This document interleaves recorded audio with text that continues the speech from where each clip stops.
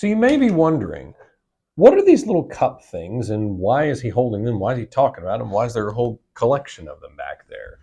They have a very fascinating and interesting history. So these are called eye washes or eye baths. And a very big shout out to a very good friend of ours, Becky, for getting these for me over time through antique shops and stores and malls that I've kind of come to collect. So thank you, Becky, for that. Really appreciate it.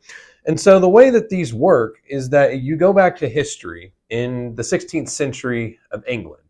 What happened was these eye washes or eye baths were filled up with water, and when someone had something in their eyes or felt like they were very irritated, that they would fill this up with water, and then they would just kind of pour this back. See how it kind of fits into like my eye right here? They would just kind of pour this on back and let that water soak in, then blink very rapidly to flush all that fluid out. And the same can be done with just different varieties, shapes, styles, and different materials that they were made with.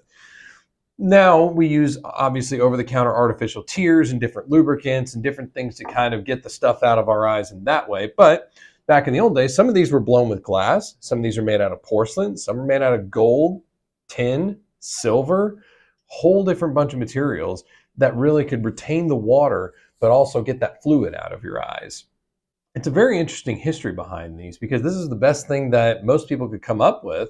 And it was an easy way to kind of help relieve if you got something in your eye or if you needed to be able to clear it out of your eyes by just getting some water in a very specific measured way. Because if you kind of look close here, it looks like it's in the shape of an eye and can kind of fit the front surface of your eye to get the water inside of your eye or in the front portion of your eyes to clear all that fluid and lubricant and debris out.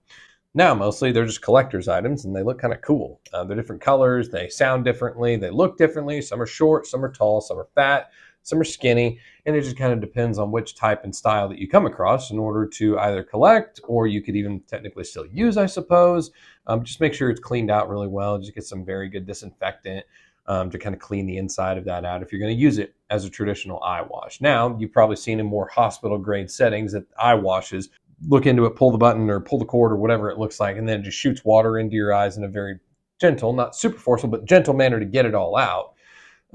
This is what they used to be able to use in order to do that. So it's more of a passive way of doing it, but it's the best thing that folks centuries ago were able to use these for. Some of these eye washes were even mounted on pedestals called squats. And basically it would be a similar type of thing, except you kind of bend your head down and really blink, make sure you got all the water in and kind of immerse your eye in a body of water in this way.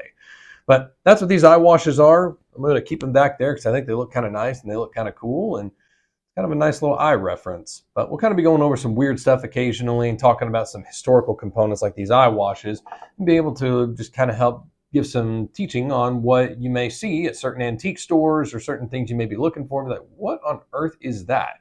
That's an eye wash or an eye bath for you. If you like this video, give it a thumbs up, subscribe to the channel, and tap the bell for notifications. I'm Dr. Bryce Heffington. We'll see you next time.